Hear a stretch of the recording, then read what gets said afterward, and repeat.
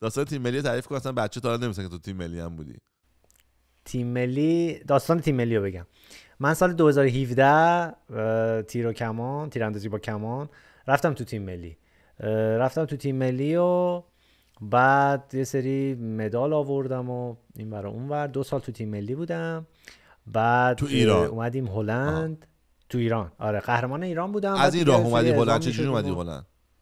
آره دیگه داستانشو الان میگم. 2019 اومدم هلند، بعد مسابقات قهرمان جهان بود اینجا، سهمیه پارالمپیک گرفتم که واسه توکیو ژاپن بود. چیز شدم اونجا، نفر 4 شدم، بعد رکورد جهان زدم. بعد دیگه یه سری شرایط پیش اومد، اعلام پناهندگی کردم تو هلند و اینجا موندم و اقامتمو گرفتم و الانم که دیگه چند روز دیگه نشریتر رو میگیرم و از تقریبا 1 سال پیش اینا قربونت، از 1 سال پیش اینا هم که اینا یه رکوردی برای که ببین ورزش ما یه جوریه که رکوردیه دیگه. اینا اومدن این رکوردی به من دادن، گفتن که اگه این رکوردو بزنی میای تو تیم ملی دیگه، برای ما دیگه مسابقه میتونی بدی دیگه. منم اون رکورد رو چندین امتیاز بالاترش زدم چون همیشه جزو تاپ 10 بودم دیگه. هیچ دیگه عضو تیم ملی هلند شدم و دیگه امسال با لباس تیم ملی هلند میرم واسه مسابقه. الان گفتی تاپ 10، می‌خواستم بگم تاپ 10 میشه بهترین 5 تا. بعد یه پسره هستش برام کامنت زده بود سوهیل انقدر ریلکس و چیز فارسی حرف میزنی که من واقعا فکر می‌کنم انگلیسیت خوب نیست. خیلی جالب بود.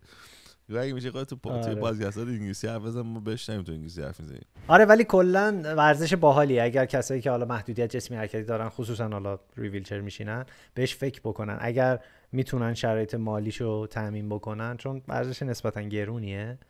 اگر تونستن خیلی خوبه اینو، چون ترکیب ذهن و بدن دیگه و وقتی تیراندازی میکنی خیلی از دردات، یعنی من که خودم همه دردام یادم میرفت، یعنی هر دغدغه ذهنی، هر مشکلی که داشتم تو ذهنم واقعا انگار که کابلتو میکشه. خیلی باحاله ورزش، خیلی باحاله. حالا گفتی یه سری چیزا میخوای بگی راجع به پشت صحنه تیم ملی. آره تیم ملی هم که دیگه از کجا شروع کنم دیگه، اینجا دیگه ممیزی میشه داستان. بگو من فقط میخوام گوش بدم. آره تیم ملی داستانش اینجوریه که مثلا من از اولین خاطره تیم ملی رفتم، یعنی مسابقه که با تیم ملی اعزام شدم، رفتیم چک، مسابقات تورنمنت جهانی بود، اونجا هم 3 تا مدال گرفتم. بعد اولین اعزامم بود، اینا بهم شک کردن که نکنه دوپینگ کرده باشم دیگه. سری منو بعد مسابقه بردن تست دوپینگ، بعد دیدن نه دیگه، تستم هم اومد و جوابش منفی بود، مشکلی نبود. ولی توی اون اعزام خیلی باحال بود، اولین اعزام من بود. بعد منم تا اون موقع فقط یه بار رفته بودم خارج، یعنی خیلی تجربه خارج رفتن و اینا رو نداشتم دیگه. نمیدونستم هم که چه جوری باید مثلا زیرابی بری و این حرکت ها رو بزنی. بعد با تیم ملی یه حراست هم میفرستن، یه سرپرست هم میاد، بعد حواسشون هستش که وقت حرکتی نزنی، چه میدونم نری مشروب بخوری، نری مثلا چه میدونم گوشت بخوری. البته ما که نباید مشروب بخوریم چون مخصوصا تو مسابقه ایجاد لرزش میکنه و حتی آبجو هم کسی نباید بخوره، رو عملکرد خودش تاثیر میذاره دیگه. خلاصه من یه روز صبح پا شدم رفتم صبحونه بخورم، این ور اون ورمو نگاه کردم دیدم کالباسای خوک و اینا رو گذاشتن، کالباس اینا رو همه رنگ و بارنگ. گفتم به به امروز یه کالباس مشتی میزنیم صبحونه، ساندویچ هم میگیرم میبرم با خودم سر زمین. خلاصه کالباس و سوسیس و هر چیزایی که نباید میخوردم، چون به ما گفته بودن که حق ندارید مثلا گوشت بخورید اونجا، چون اینا گوشتاش حرومه و اینا، ما نباید بخوریم. حالا نمیدونم چه تفاوتی داره دیگه. خلاصه چی دیگه، اینو ریختم و اومدم سر میز بشینم بخورم. یه دفعه دیدم این حراستیه اومد اینجوری چپ چپ بهم نگاه کرد، گفتم اوه اوه اوه اوه بدبخت شدم الان من از تیم ملی میندازم بیرون سر کالباس. خلاصه چی دیگه فهمید، آره فهمید و اینا. بعد گفت به به چی دارید میخوری اینا؟ گفتم نه اینا چیز همینجوری دیگه خب چی داشتم بگم دیگه. خلاصه چی دیگه، این ور اون ور با یه مصیبتی اینا بیخیال ما شدن دیگه، چون من همیشه اون موقع رکوردم بالاترین بود، بهترین تیرانداز بودم، بعد یه جورایی هم خب نمیخواستن، شانس مدال خیلی زیاد داشتم، نمیخواستن منو بندازن بیرون که چیزی به خاطر این قضیه دیگه. خلاصه زیر سیبیلی اونو ردش کردن دیگه، ولی طبق قانون نباید بخوری. بعد دیگه داستانایی هم که هستش، مثلا نباید دست بدی با یه خانومی که اونجا باشه، مثلا مربیا با ورزشکاراشون میان دیگه. بعد من این مسابقه داشتم با برزیل، بعد مربیش یه خانم مسنی هم بود، فکر کنم 70 سالش بود، خیلی سنش بالا بود، چون دست داد انگار دستش مثل سنباده بود، یک داغونی. بعد دیگه چی دیگه، مسابقه که دادم، بعد از مسابقه از روی احترام با هم دیگه دست میدن ورزشکارا یا مربیا یا ورزشکار با مربی.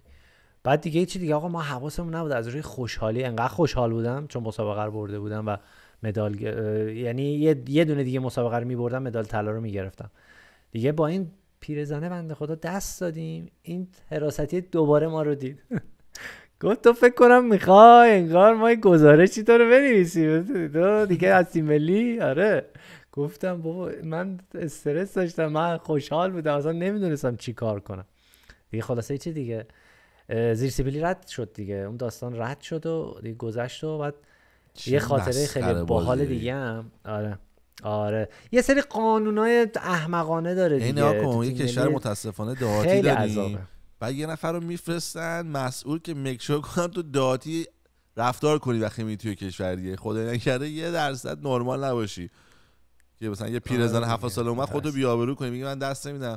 چند روز رفتم خونه یکی از دوستامون تورنتو بودم هفته پیش، بعد وارد یکی به ما گفت بیا فلان جا مهمونی، نه وارد خونه شدم 4 نفر مهمون بودن، سلام کردم، نفر چهارم دست بدم، زنه گفت بعد منم بعد میفهمم که یعنی من دهاتی و اسکنم، اگه دستم بخوره به دست تو دنیا خراب میشه تو کانادا. بعد به خانم گفتم که آخرش میگم گفتم خیلی خوب شد که شما حواست بود به من دست نزدی، وگرنه یه عمر زحمت کشیدی به خاطر امشب میافتادی جهنم. بعد همه زدن زیر خنده.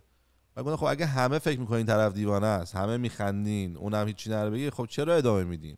چرا که مادر اونه دیگه، چرا نمیگه مادر من بس کن دهاتی بازی تو، آبرو رو میاری، حالم به هم میخوره از این کاره، دست بده برو اذان بخون، دستتو بکن تو وایت تکس، نمیدونم تو قرآن ننوشته اگه مرد بزنه به دستو چیکار کنی که ببخشتت خدا، حتما نوشته چیزی دیگه، برو اون کارا رو انجام بده، 7 دفعه نماز برعکس بخون. ولی یارو به من تو کانادا اومدم مثلا الان تو واقعا منطقت چیه که من اومدم الان دست بدی من پاهام شروع میکنه لرزیدن، شنبوله صفر میشه، میزنم کنار میپرم رو تو، دخترش داره منو میزنه مامانمو نکن، من نرم کن نمیتونم دستم خورد. یعنی چی داری میبینی چی میخواد بشه که الان ما داریم اینو چیز میکنیم از هم میگیریم. میفهمم من نباید به دختر 18 ساله دست بزنم، شاید قبول منطق، ولی دیگه پیرزن 80 ساله نشسته اونجا، تو چیو داری الان سیو میکنی؟ کیو داری سیو میکنی؟ یعنی منطقه اینه که دست بزنی من الان حشرم میزنه بالا و بعد خدا میگه دیدی گفتم پتیاره نرو خودتو بفروش به جیجیا، به هر مردی دست بده توی مهمونی 4 نفره. ما گفتیم اوکی خوب شد نرفتی جهنم به خاطر ما، یا حواسمون دستمون میخوره به دست. اون دنیا نمیدونیم چی کار کنیم. ولی کلا آره دیگه یه سری قوانین محدود کننده برای ورزشکارا هست که ورزشکارای ایرانی که خیلی بار ذهنی زیادی ایجاد میکنه و کارو خیلی سخت میکنه، چون اون موقع تو باید ریلکس باشی دیگه، تو کوچکترین تنشی نباید داشته باشی و اینجور مسائل اذیت میکنه. آره دیگه به قول تو بعد تو الان ریلکس بشی، تو داری فکر میکنی که سوسیس خوردم. آره دیگه واقعا من استرس اینو داشتم بعد از اینکه اومدم بیرون، بعد میرفتم مسابقه میدادم قاعدتا دیگه، همش استرس اینو داشتم که وای مثلا الان من سوسیس خوردم یا کالباس خوردم، حالا این دیده گزارش بکنه من فلان بدبخت میشم دیگه، ورزشم از بین میره، حالا این همه زحمت کشیدم. داستان اینجوریه دیگه. من 30 سال پیش تو ایران از تجریش گوشت خوک می‌خریدم. یه مغازه بود، بعد هیچ وقت هم نمیره. یه یخ توی قبل از اینکه برسی به پاساژ کیش میادش میفتی طرف تجریش از تو پهلوی سمت راست خیابون، یه مغازه بود که توش کالباس نمیفروخت و یه یخچال داشت، طبقه پایینش خوکا رو چیده بود، همونجا میدیدی. فقط سیستمش این بود، همین داستان هندیکپ من بود، گذاشته بود جلو میگفت کالباس، یعنی هر کی میومد میگفت آقا این بیفه، روش هم چیز نوشته بود روسی، برای همین تو نمی‌تونی بفهمید چیه. داستانش هم ما از کجا فهمیدیم؟ مامان بزرگ خاله علیرضا جی جی از فرانسه برای ما سالامی خوک آورده بود و من اونجا اولین بار بود که سالامی خوک رو خوردم، فهمیدم چیه. بعد یکی به من گفتش که این مغازه هم میفروشه، گفتم عمرن، رفتم خریدم، بعد دیدم دقیقاً همونه، یعنی مزدتن، بعد فهمیدم که اوکی این همونه. بعد دیگه بهشم قاشق میفروخت و میخوام یه دفعه ماه رمضان بود، زمستونم بود، ساعت 4 خورشید میرفت و چیز میشد. 3:30 از خواب بیدار شدم. 3:30 از خواب بیدار شدم، نگاه کردم دیدم نیم ساعت دیگه افطاره. من تکنیکلی روزم. بلند شدم دویدم طرف آشپزخونه، این سالامی خوکه رو باز کردم، 2-3 تا گاز زدم، بعد به آسمون انگشتمو نشون میدادم میگفتم فلان نه یه وقت فکر نکنی من روزه گرفته بودم.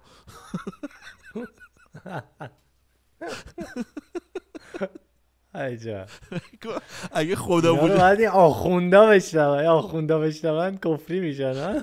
آقا مقدسات خدا اگه وجود داشته باشه میگه دو دیگه بس کن دیگه، یه رب نشسته بودی بلند شدی دویدی. بعد من صبح که بودم مثلا تا 2-3 ساعت غذا نمیخورم طبیعتا، یعنی این کالبسه رو به زور میخوردم، دلم نمیخواست که فقط خوکه رو بخورم که یه وقت خدایی نکرده خدا اشتباه متوجه نشه که من یه روز میخواستم روزه بگیرم. حواست باشه این خانه اتفاق شانسی بوده، من خوابم فقط میومد. آره این داستان هستش دیگه واسه بچه‌هایی که تو تیم ملی هستن و خیلی اذیت کننده است. بعد یه مورد دیگه هم هستش، میدونستی ازشون وثیقه میگیرن که اینا برگردن.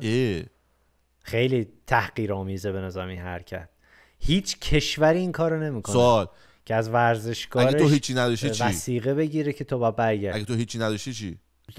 سفته ازت میگیرن، بعد مثلا میگن که یه پدرت، مادرت، برادرت بیاد مثلا تو فدراسیون امضا بکنه، مدرک شناساییش همه چیزش هم بیاره که اگر تو برنگشتی برن اونو خفتش کنن.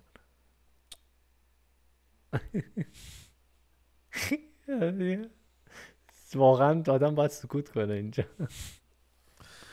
دردناکه ها. ببین اصلا خیلی خیلی تحقیرآمیزه به نظر. خیلی اصلا نمیفهمی چرا، یعنی میگی که خب منطقت چیه، نمیفهمی داری با کی طرف می‌کنی. انگار مثلا یارو زندانی و میخوای مثلا زندانشو عوض کنی، بعد اوکی اینا میک سنس میکنه، تو چرا الان داری اینجوری تحقیر میشی و باباتو گرفتن دارن اذیت میکنن؟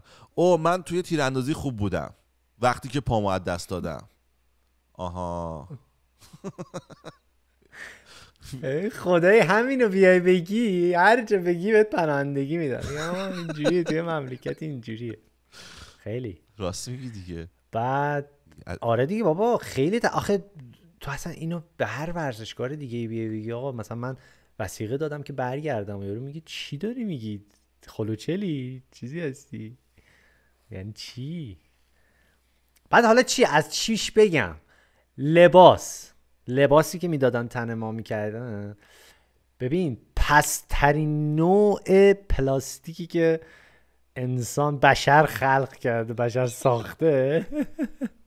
ببین مثلا یارو رفته بود چین، گفته بود آقا جنس آشغال چی داری؟ مثلا چین کن بعد گفته آقا مثلا از این آشغال تر دیگه چی داری؟ مثلا گفته دیگه اینجا دیگه واسه ما قفله دیگه. ببین اینو به من چینی گفت یه بار، چون من که میرم چین با من همیشه بد رفتاری میکنن، یعنی هر وقت مثلا حرف میزنم همه مثل سگ ما حرف میزنن.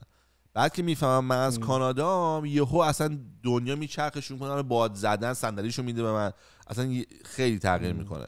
که من دیگه آخرین بارم میرفتم چین همیشه النا رو با خودم میبردم، بعد النا رو یه کفش پاشنه بلند تنش میکردم مینداختمش پشتم، میگفتم این منشیمه، و النا میومد میگفتش که رئیسم میخواد، یارو میگرخید میگفت این کی سفید پوست و واسه خودش آورده منشی. خلاصه بعد یه دفعه توی کارخونه که گیر داد میخواد زن ما رو بلند کنه، میگه آقا این منشیدو واسه ما ستاپ کن، چقدر بهت بدم منشیدو؟ بهش پول میگیره فلان. منم تو فیلم بودم نمی‌روزم بیام بیرون دیگه، گفتم آره باهاش صحبت کن، فکر می‌کنم پول بگیره.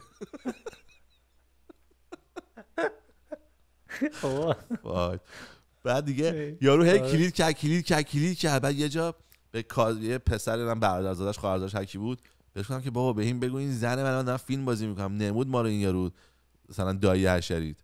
بعد به دایه گفت حالا توی ماشین نشستیم، اینو بهش گفت. بعد دایم عرب بود، ببین خجالت بی آبرو شد. تمام ماشین دیگه اینوری نشسته بود اونور نگاه می‌کرد، هیچی نمیگفت. گفتم بابا بهش بگو اوکیه، کار بدی که نکرد. خب که نمیدونه، این فکر من یه دختر آوردم، خب می‌خواسته دختره رو بلند کنه، من نمی‌فهمم کار بدی نکرد که اوکیه. ولی اصلا دیگه یارو یک کلمه حرف نزد، با منم خدافظی نکرد، فقط رفت. یعنی انقدر خجالت کشید باور کنید. آره ولی آره دیگه این داستانا خیلی مهمه. ببین ورزشکار به عنوان نماینده اون کشور میاد توی میادین حضور پیدا میکنه و عملکرد خودش رو توی بهترین سطح باید انجام بده.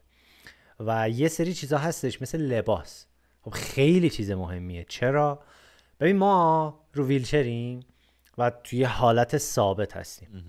خب قطعاً بدنمون عرق میکنه، پاهامون خیلی عرق میکنه به خاطر نشستن زیاد. و این متریال خیلی مهمه که یه متریالی باشه که جنسش خوب باشه، قابل تنفس باشه، اون پارچه‌ای که هستش کمتر عرق بکنه.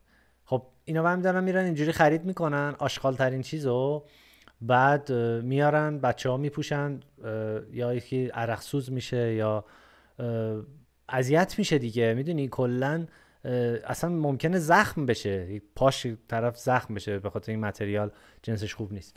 و اینا اعصاب خردکنیه دیگه. ببین یه بار ما رفته بودیم مسابقه، خب اصولا لباس تیم ملی نشون دهنده یه جورایی اون پرچم اون کشور است دیگه. مثلا ایتالیا اصولا سبز و سفید و قرمزه، مثلا فرانسه یه جوری دیگه، از انگلیس مثلا قرمز سفیده.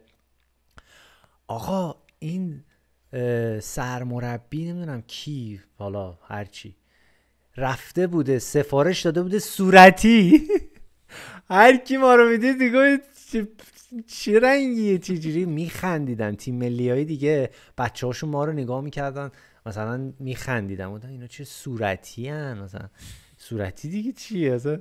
میدونی کدوم احمق صورتی میپوشه؟ همون اصلا کدوم پرچمی صورتی داره بعد جنس آشغالا صورتی سفید. حالا عکساشو اگر تونستم میفرستم بگو ادیترت بذاره.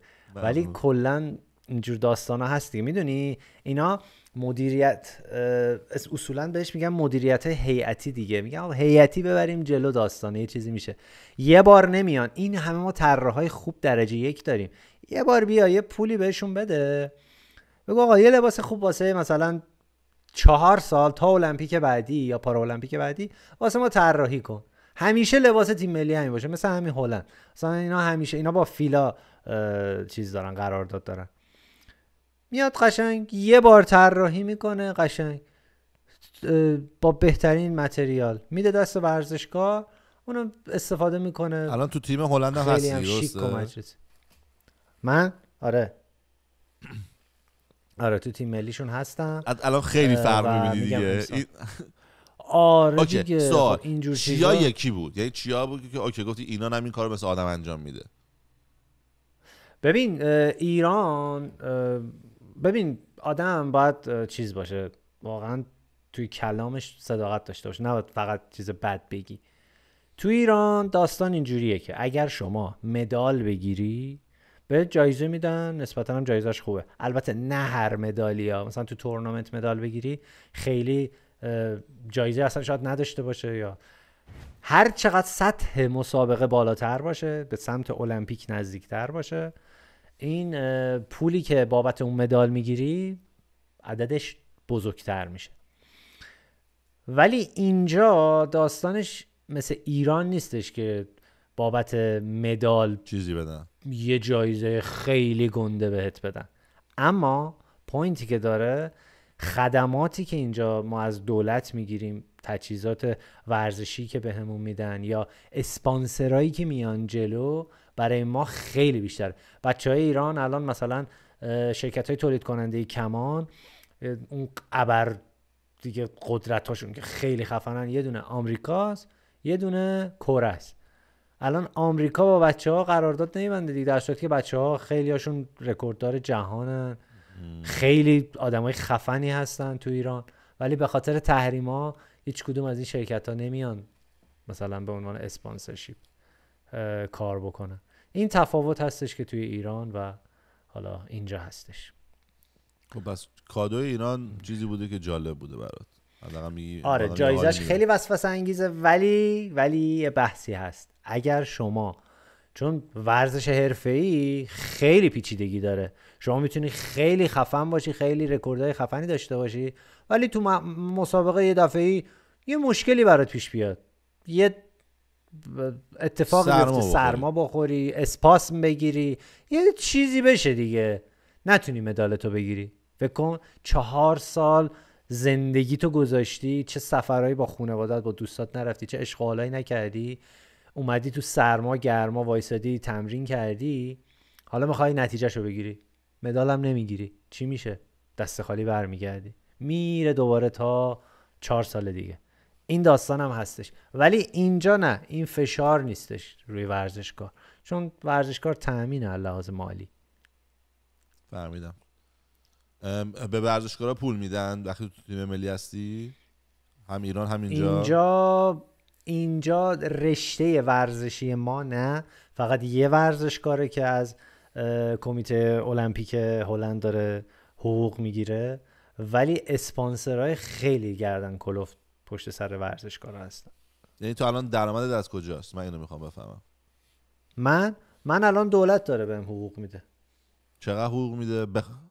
به چی؟ کلا برای چی پول میده؟ برای هندیکپ پول میده؟ برای ورزشکار بودن پول میده؟ نه، برای هندیکپ پول نمیدن، برای اینکه شما هندیکپ دارید، ولی خدمات بهت میدن. ولی چیزی که هستش، من چند وقت پیش یه قراردادی داشتم کاری با یه شرکتی، چون من آیتی خوندم، کار کامپیوتر انجام میدم، یه مدت کوتاهی اونجا کار کردم، ولی قراردادم تمدید نشد. به خاطر همون الان هنوز دنبال کار هستم و دیگه تو کشورهای سوسیال مثل هلند و بلژیک و اینا اگر کار نکنی دولت بهت حقوق میده در حدی که زندگیت بگذره. فهمیدم. آره. خیلی جالب. پس کلا الان راضی از زندگیت با اینکه این بلا سرت اومده؟ 100% اینجا استقلال فردیم. آره، یعنی یه خونه‌ای هستش که کاملا همه چیزش مناسب سازی شده. اتفاقا توی یوتیوب هم من خودم یه کانال یوتیوبی دارم، حالا اگر شد لطف کنی به بچه‌ها معرفی بکنی، منشنش بکنن، چون من دارم بیشتر یه کار آره مرسی، من دارم بیشتر یه کار فرهنگی میکنم و ایجاد انگیزه و آگاهی به بچه‌هایی که محدودیت جسمی حرکتی دارن میدم، اینکه چجوری زندگی بکنن، چجوری آشپزی بکنن، چجوری ورزش بکنن، برن بیان، چجوری فیزیوتراپی، حالا تا جایی که بتونن انجام بدن تو خونه، هر چیزی که بلد باشم به اشتراک میذارم که شرایط زندگیشون بهتر بشه. ولی من اینجا تنها زندگی میکنم و مستقلم، همه کارام با خودمه، از خرید خونه، از آشپزی، هر چیزی که بگی. فقط برای نظافت یک کسی میاد خونه اینجا رو تمیز میکنه هفته یه بار و داستان اینجوریه دیگه. چه کاری هستش که نتونستی بکنی تو 14 سال و بهش فکر میکنی میگی ببین من از این سبکام که اگر یه کاری رو بخوام بکنم میکنم، یعنی اگه مثلا بگی آقا برو کره مریخ مثلا میرم، پس لیمیتیشنی نداشت؟ چنگ و دندون میرم. یعنی کسی که من تا حالا چیزی نبوده که بخوام به دست بیارم و چیز نتونستم، نه واقعا چیز خاصی به ذهنم نمیرسه، ولی خب تو ذهنم خیلی چیزای هدفهای بزرگ دارم که بالاخره با گذر زمان دارم یواش یواش دونه دونه بهشون میرسم. مثلا یه کمپینی داریم که از طریق خیرینی که حالا میشناسیمشون، الان تازه شروع این کمپینه که من راش انداختم، کسایی که بچه‌ای که تو ایران هستن، چون میدونم شرایط زندگیشون خیلی سخته و خیلی محدودیت دارن، براشون پول جمع میکنیم و ویلچر براشون تهیه میکنیم میفرستیم. چون من خودم درگیر این داستان هستم، میدونم چه ویلچری برای چه کسی با چه شرایطی جسمانی مناسبه. چون من دیدم بعضی از بچهای خیر تو ایران میرن ویلچر میدن و واقعا کارشون خیلی قابل احترام و بزرگه، ولی این ویلچرها مناسب اون شخص نیست چون آگاهی طرف نداره. من خودم چون درگیرم میدونم چی کار باید بکنم، چه ویلچری بگیرم، از کجا بگیرم، شرایطش چجوری باشه و امیدوارم این کمپین ادامه دار بشه، از ماهی یه دونه ویلچر بشه ماهی 100 تا ویلچر. میدونی این یکی از چند تا هدف‌های آدم خیلی داریم بزرگ تو ایران منه که به ویلچر لازم دارن؟ آماری داری چند نفرن، چند درصدن؟ آمار دقیق نه ببین یه چیزی بهت بگم خیلی ترسناکه. لحظه به لحظه آدمایی که شرایطی براشون پیش میاد که مجبور میشن متاسفانه روی ویلچر بشینن، هر لحظه، هر روز، هر ساعت داره بهشون اضافه میشه. برای چی؟ برای اینکه خیلیا در اثر حادثه تصادف دارن از بین میرن یا دچار آسیب نخاعی میشن متاسفانه به خاطر نبود زیرساخت خوب توی کشور و رعایت نکردن قوانین. چون واقعا هم میبینی یه سریا خیلی بد رانندگی میکنن و پوینت بعدی اینی که ماشینا اصلا استاندارد نیستن. یعنی شما عملا داری یه کار خیلی خطرناکی رو میکنی توی بستر غیر مناسب. آره مثل اینکه داری لخت موتور سواری میکنی وقتی که ماشین آره دیگه خیلی ضریب خطری که شمایی که الان تو ایران دارید بد رانندگی میکنید تو جاده چالوس، همچنین عرقم داری میخوری و عشق میکنی، خیلی خطر بیشتر شما رو تهدید میکنه تا اون کسی که تو مرسدس بنزش نشسته تو جاده از مثلا آمستردام میخواد بره بروکسل. میدونی خیلی فرق داره. هم ماشینش فرق داره، هم وقتی تصادف بشه فرق داره. یعنی اون که تصادف میشه هلیکوپتر میاد میبرتش. تو ایران باید وایسی زنگ بزنه شانسی فک فامیل آقا شما پوریا میشناسی؟ پس بیا این سگو جمع کن تو خیابون.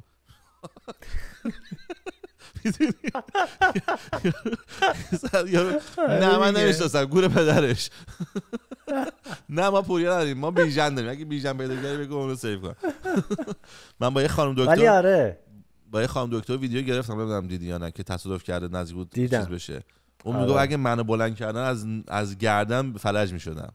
یعنی میگفت من بهشون گفتم دست نزنین. میگه اگه بیهوش بودم فلان، میگه من قطع نخاع کردن از گردن. فکر کن بنده خدا الان داره راه میره. ببین سهیل زندگی آدم عوض میشه، خیلی داستان پیچیده‌ای ها، خیلی ترسناکه. آره آقا تصادف یعنی کمک نکنید. عدم آگاهی. آره اگر اتفاقی افتاده بدونید دقیقاً دارید چی کار میکنید. اگر آتش سوزی شده یعنی با شرایط خیلی استیبل اون طرفو بکشید بیرون، اونجوری نباشه دست و پاشو بگیرید بکشید. چون خیلی از دوستای من آسیب نخاعی شدن، مخصوصا بچه‌ای که از گردن آسیب نخاعی شدن، به خاطر این بوده بعد اینا رو کشیدن بیرون و اصلا گردنشون دچار آسیب نخاعی شده. اگر مثلا همون بنده خدا رو درست استاندارد می آوردنش بیرون، شاید مثلا این آسیبی که الان دیده نمیخورد. حالا من اینجا بگم برای بچه‌ها، اینجا یه ماشین تصادف میکنه، نه تصادف که مثلا وحشه، تصادف میکنه، بعد پلیس میاد به اون خانومه میگه تکون نخور، درو باز میکنن، بعد آتش نشانی میاد وسیله میذاره گردن اینو میبنده، داربست قشنگ دورش میبنده، سفتش میکنه، هم سرشو سیکیور میکنه، بعد میکشنش بیرون که میگه اگر این چیزی شده کوچیک‌ترین تکونی ما به گردن یارو ندیم. یعنی اینقدر مهمه. میگم تصادفی که زنه نشسته میگه میتونم پیاده‌شم، میگه نه پیاده نشو، تکون نخور، میخوایم مطمئن باشیم. دیگه یارو پرت شده ماشینش چپ شده، نریم بگین فیلم سینمایی دیدی میکشن همیشه بغل میکنن، اونم میگه بزنم بگو دوستش داشتم میمیره. این تو فیلماست فقط. نه یارو زنش رو دوست داره اون کارو تو بکنی خوب میشه.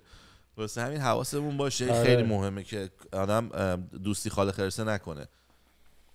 آره چون زندگی طرف تباه میشه، یعنی تغییر میکنه، یعنی طوفان میاد تو زندگی طرف. حالا واقعا منو نگاه نکنید که الان دارم میگم میخندم با سهیل و حالا خیلی عادی لحاظ ظاهری. خیلی ها هستن تو خونه افتادن و طرف روش نمیشه از اتاق بیاد بیرون، یعنی خجالت میکشه، انقدر اعتماد به نفسش ترکیده نمیتونه قبول بکنه این شرایط جسمانی جدیدو.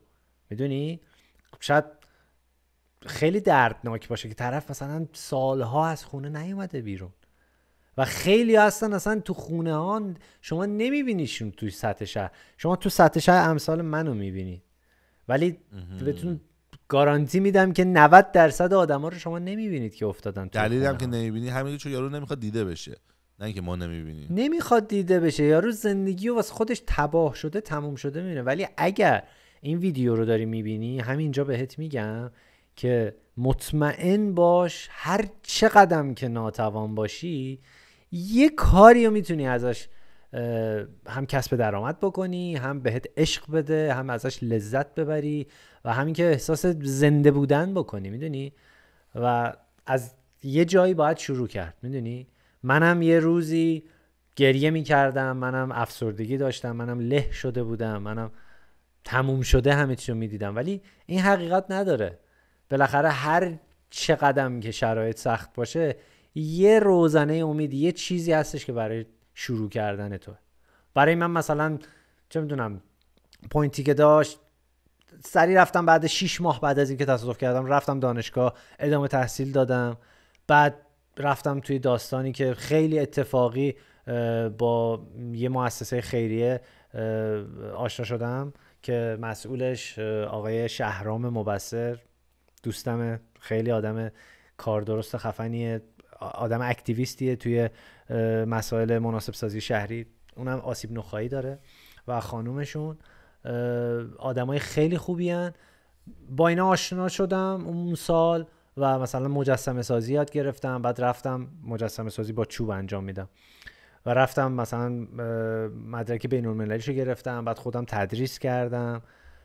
بعد یه مدتی خیلی اتفاقی با ورزش تیرکمون آشنا شدم، رفتم ادامه دادم همینجوری هی، بعد دیدم استعداد دارم رکوردهای خیلی خوبی میزنم، رفتم تو تیم ملی. میدونی شما هم تو هر شرایطی که هستی مطمئنم که اگر این ویدیو رو میبینی امیدوارم که اونقدی بهت انگیزه بده که از یه جایی شروع بکنی و قطعاً میتونی یه کاری انجام بدی. دمت گرم واقعا، یعنی آدم احساس مردی میکنه با تو حرف میزنه. یعنی دمت گرم که انقدر پازیتیویتی رو پخش میکنی، انقدر میگی که چی میتونست بشه چی شد و مرسی که من انقدر راحت گذاشتی، هرچی خواستم پرسیدم. خیلی خیلی سختی کشیدی ولی خوشم که گذشته، الان تو خوبیاشی و آره. کشور خوب و عشق اون پنیرایی که شما دارین. وای پنیرا خیلی خوبه اینجا، پنیرا عالیه. یه روز رفتم توی یکی از بعد میذارن تست بکنی، همینو میخواستم بگم اینجا... رفتم توی مغازه، آقا من روم نمیشد چون برم تست بکنم، چون خواستم 50 نوع پنیر داره، تو نمیتونی که 50 تا بخوری بگی فهمیدم، هفتمی که میرسی اولی یاد رفته چی بود، واسه بعد به 7 که میرسی دوباره برگردی اولیو بخوری، بعد 8 و 9 بخوری، بعد سومی رو امتحان کنی. یه روز رفتم ساعت 12 اینا بود، رفتم توی یکی از این مغازه ها، اون معروفه، معروف که زیاد دارن اینا، خیلی زیاد دارن، مثلا 20 تا شعبه داره، هر جا میری یه شعبهش هستش. بذار الان بهت میگم اسمشو، ببینم تو میشناسیش، مثل اکبر جوجه. آره دقیقاً همین اکبر جوجه اونجا بود اساس کردم. هنری ویلینگ رو میشناسی؟ نه. هنری ویلینگ، حالا اسم یارو هنری ویلینگ. رفتم تو مغازش، بعد گفتم که ببین من میخوام امتحان کنم، ولی به چش تو این میومد که یه آدم چاق اومده میخواد همه پنیراتو بخوره.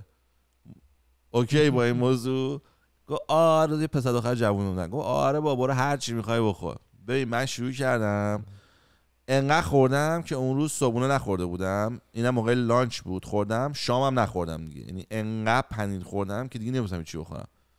بعد هی اینا رو می‌خوردم، امتحان می‌کردم، گفتم این خوبه این بده و اینا. بعد یادم یه جا بین دو تا مونده بودم، بعد اینو خوردم، بعد اونو خوردم، بعد اینو خوردم، بعد تموم شد.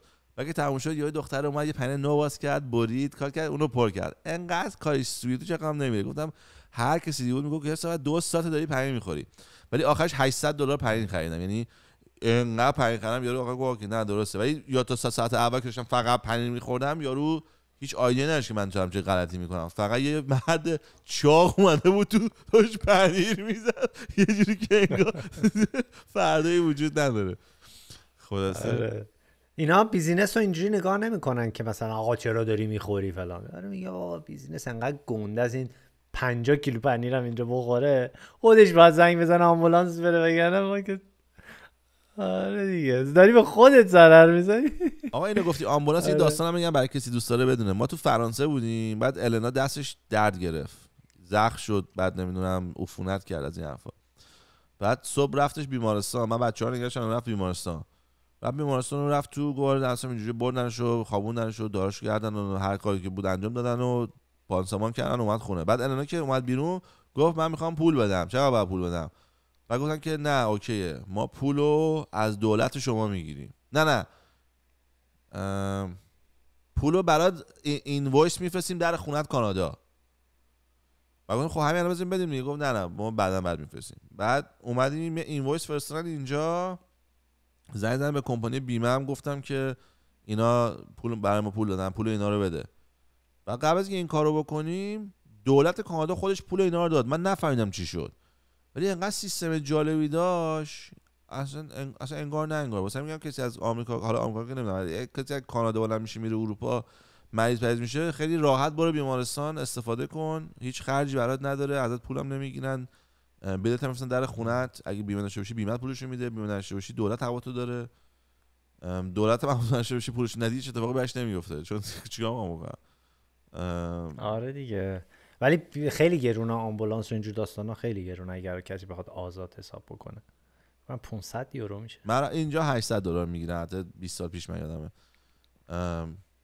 خیلی جالب بود آقا، من کلی چیز یاد گرفتم واقعا. مرسی از وقتی که گذاشتی، اونم بچه‌ها لذت برده باشن. بقیه تیم ملی رو تازه بهت نگفتم. بگو پس بگو بگم. آره کردی حرفا تموم شد بابا، داستان داریم ما. بگو. رفتیم مسابقه چیز، بقیه‌اش هم بگم یه ذره باحال بشه، یه ذره از این فاز چیزی بریم توی خنده. رفتیم مسابقات پارالمپیک آسیایی توی اندونزی. اینا فدراسیون یه دونه هواپیمای به چه گندگی کلن چیز کرده بود، گرفته بود که بچه‌ها همه با هم سفر بکنن.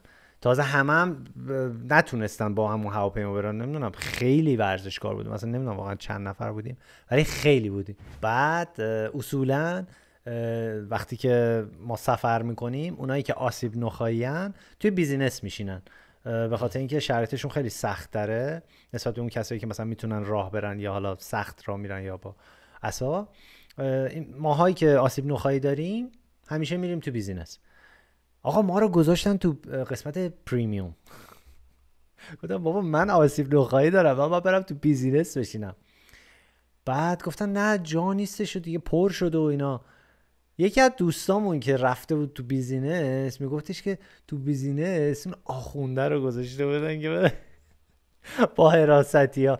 گفتم اونا که سالمن، اونا چرا باید برن تو بیزینس دیگه؟ خلاصه چی دیگه، اون چیز پروازمون اینجوری شد و یه سریا اعتراض کردن، گفتن آقا چرا مثلا کسایی که سالمن باید برن اون تو دیگه. خیلی میخندیدیم دیگه، به این آخونده رو فیلم کرده بودیم، میخندیدیم، میگفتیم حاج آقا بفرما، حاج آقا گیریناف دیگه. ولی خب خیلی پر روان دیگه، آخونده خیلی موجودات عجیب غریب پر روین، گردن نمیگیرن که چیزی. نه ما بهشون گفتیم که اونجا نرین تو بیزینس. آقا یه داستان واقعی واسه رفته بگم، این خیلی جالبه.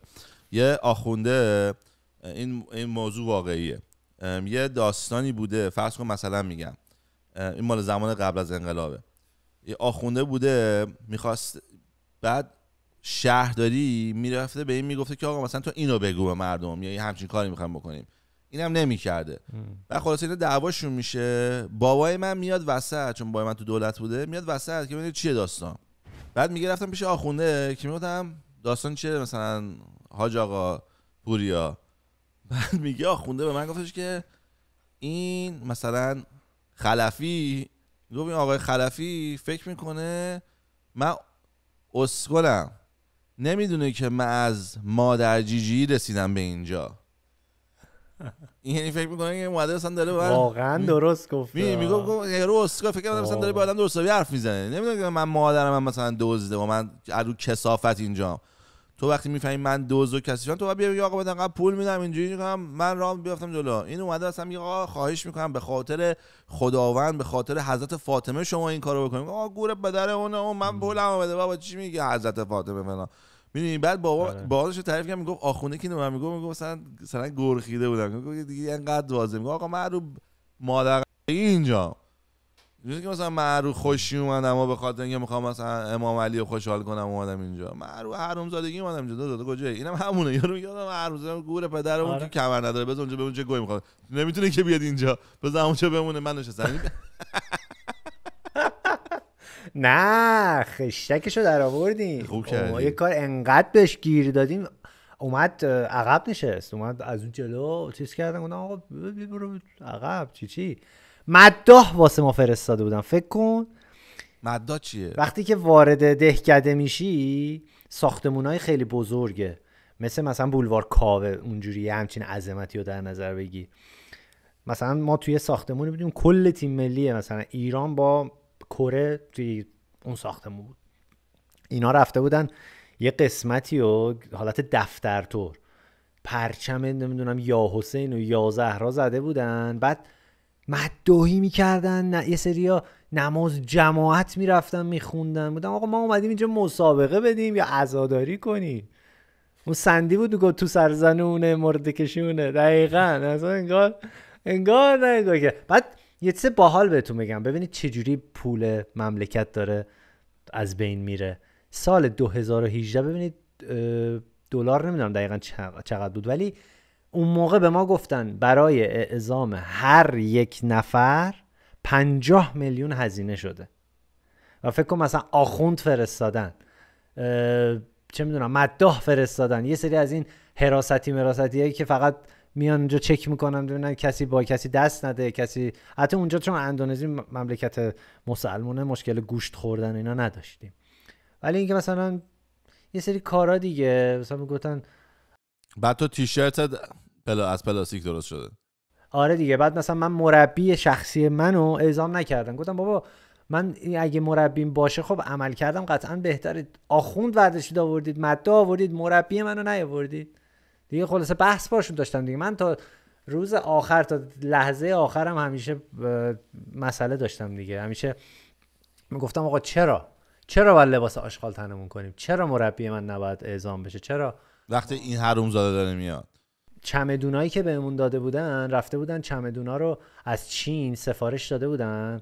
من بعدن از یه کانکشنی فهمیدم مثلا یارو رفته بود چمدون رو سفارش داده بود دونه $10 مثلا، آورده بود دونه $50 فاکتور کرده بود.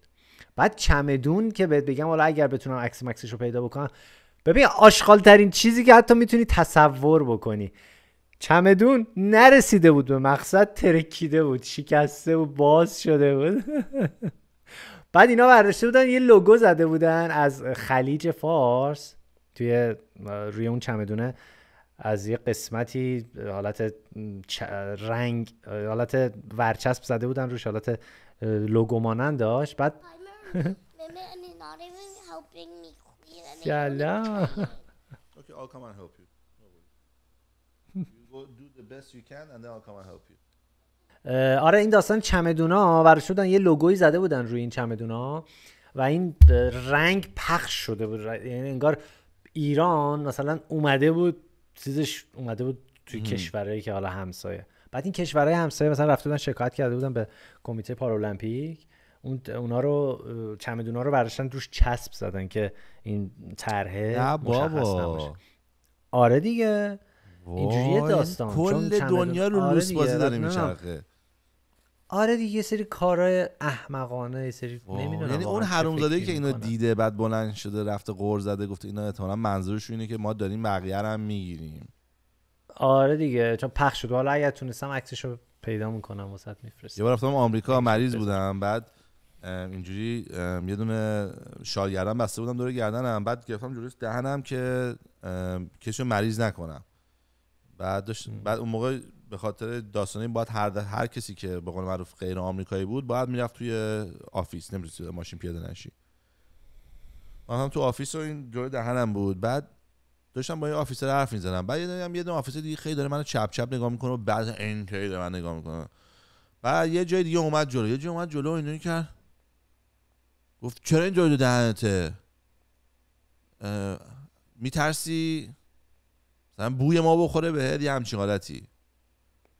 گفتم دیوانه ای، من مریضم، میخوام تو مریض نشی. تو داری فکر میکنی که من تنفر به تو اینو گوشم جلوی دهنم که تو رو بو نکنم؟ تو مریضی دادا، تو دیوانه ای، تو کسی هستی که تنفر داره، نه من چیزی که تو میگی نمیتونم بفهمم. بعد یارو خیلی چیز شد، ناراحت شد، رفت اونور. یعنی مثلا یارو گفت اوه من فکر کنم اینجوری، اونم نداره، من بخاطر تو مریض نشی کار کردم. حرفی میزنی یا دیگه بعضیا کلا حالشون خوب نیست میدونی، بعد ایگنورشون کنی. به نظرم بهترین کار اینه که ایگنورشون کنی. نمیشه دیگه وقتی یارو تو لول المپیک رفته شکایت کرده که چرا این عکسشون جوهرش زده بیرون، معنیش چی میتونه باشه؟ این مردم مثلا کلا مریضن، هر لولی نگاه میکنی همه مریضن. ول اسمیت میشینه توی اسکار بالا میشه چک میزنه تو صورت چون به زن دادیش، چون زن ول اسمیت تای آدم آشغاله، باشه به زن اون چروبر گفته، بعد بلند شد چک زده چون این لوزر. اصلا میبینی دنیا همش لوس بازی و چرت داره میگذره، یعنی همه فقط 4 نفر دورش میبینن. ولی شاید هم سیاوازی باشه این داستانا، یا راست چک زده. نه بابا همین داستان مزخرف داستان توه. سیاوازی که فقط مثلا ایجاد حاشیه بکنن همه در مورد نه بابا همین داستان عکس است که الان تو همینو بگی میگه نه میخواستن ایران حاشیه کنن. نه بابا یه الاغی زده کارخونه چاپ، یه خورده چاپو بیشتر زده، مشمندری گفته بذار خوشگل‌تر میشه میاد بیرون. یکی هم دیده گفته پس ما بی‌ناموس شدیم. نگاه کن از این شروع حمله از اینجا شروع شد. پارا المپیکو دارن میفرستن حمله.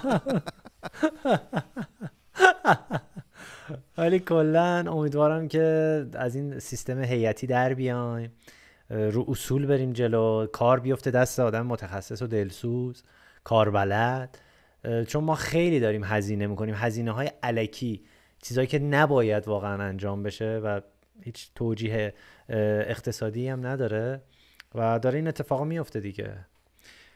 یه داستان دیگه هم میخوای بریم توش. داستان خیلی پیچیده است. آره. خیلی هم حساسه چون مسئله دینیه. 10 دقیقه بیشتر وقت نداریم چون نه 5 دقیقه تموم میشه. بریم برای آخرین داستان. آقا این داستان در مورد تیر و کمانه. منم در موردش یه ویدیو مبسوط درست کردم، قشنگ علمی توضیح میدم، ولی کلیت داستان رو بگم. واقعی کربلا، چون من تیراندازم میدونم و این حرفو از دهن یه متخصص بشنوید. واقعی کربلا میگن که هرمله اومده تیر زده، تیر 3 شعبه میگن مثلا 3 شعبه یعنی 3 تا اینجوریه، یعنی در صورتی که تیر 3 شعبه مثل لوگو بنز 3 تا اینجوری حالت زائدگی داره که آسیب بیشتری به اون شکار یا اون چیزی که میخوای بزنی بیاره. و میگن که تیراندازی کرده به حضرت علی اصغر، بعد خورده به گلوی حضرت علی اصغر. این حقیقت نداره، به خاطر اینکه اصلا امکان نداره یه کسی توی فاصله 50 متری یا 100 متری بتونه با اولین تیر، چون شرایط جوی هم خیلی تاثیر میذاره، تیر اول باید بزنید بادینا رو بفهمید چیه. و دروغی. آره دیگه ببین ما هم که توی مسابقات جهانی مسابقه میدیم 3 راند 3 تا 240 ثانیه بهمون فرصت میدن که تیر قلق بزنیم، بعد شروع بکنیم به کوالیفیکیشن و اسکور ثبت بشه. خب حالا این هرمله بدبخت توی اولین تیر هوا هم عالی بوده، هیچ بادی نمیاد، چون اگر باد بیاد چپ به راست، بالا به پایین، راست به چپ، پایین به بالا، هر جا ممکنه باد بیاد و تیر رو ببره با خودش. این تکنولوژی که ما الان داریم، تیری که داریم الان میزنیم، نمیتونیم که هیچ کسی تو دنیا نمیتونه بیاد ادعا بکنه آقا من با اولین تیر میزنم توی یه چیز سکه مثلا 5 چه میدونم سکه 2 سانتی با قطر 2 سانت. امکان نداره. اینو خواهش میکنم که اگر این ویدیو رو میبینید، اگر چیزی در مورد مسائل دینی بهتون میگن، با احساساتتون میخوان بازی بکنن، چون من به این قضیه خیلی فکر کردم و خیلی دردناکه اگر واقعا این اتفاق افتاده باشه که یک کسی به سمت یه بچه‌ای، اونم بچه شیرخواره، بخواد تیراندازی بکنه. خیلی تراژیکه. اینا میان میگن که ماها رو یه جورایی، کلا کسی که به دین باور داره منطق کمکش نمیکنه. واسه همین من شخصا اگه میبینین دیگه خودم راجع به دین اینا حرف نمیزنم، چون فقط میخوام وقت خودم و خودت رو طرف نکنم. وگرنه نه این آخه یه بحث تخصصی بود در مورد تیراندازی. آره دوست داشتم که اینو بگم که ایجاد آگاهی کرده باشم. حالا ویدیو کاملش رو توی کانال یوتیوبی میذارم و اونجا همه چی رو به صورت علمی توضیح میدم دقیقاً که سرعت تیر چقدره، داستان چیه. آگاهی دیگه بعد. آره آگاهیه و نیاز داریم، جامعه ما نیاز داره که آگاه باشه، آگاه تر باشه و همیشه این چرایی و چگونگی رو بپرسه تو ذهن خودش. هر چیزی که بهش میگم باور نکن. خیلی عالی آقا، دمت واقعا گرم، مرسی. من خیلی دلم میخواد حتی بیشتر صحبت کنیم، اگه باشه یه بار دیگه دوباره بگیریم با هم دیگه ویدیو بگیم اگه داستان دیگه داری و اینا. خیلی جالبه. حتما داستان که خیلی زیاده. من MP3 گلچینش کردم ولی بازم هست داستان خیلی زیاده از روزایی که تو بیمارستان بودیم. برعکس اگه حال کردین کامنت بذارین که دوباره از پوریا دعوت کنیم بعد یه ویدیو دیگه بگیریم داستانای بیشتر. دم همتون گرم که تا اینجا بودین. روز و شبتون بخیر. چاکس.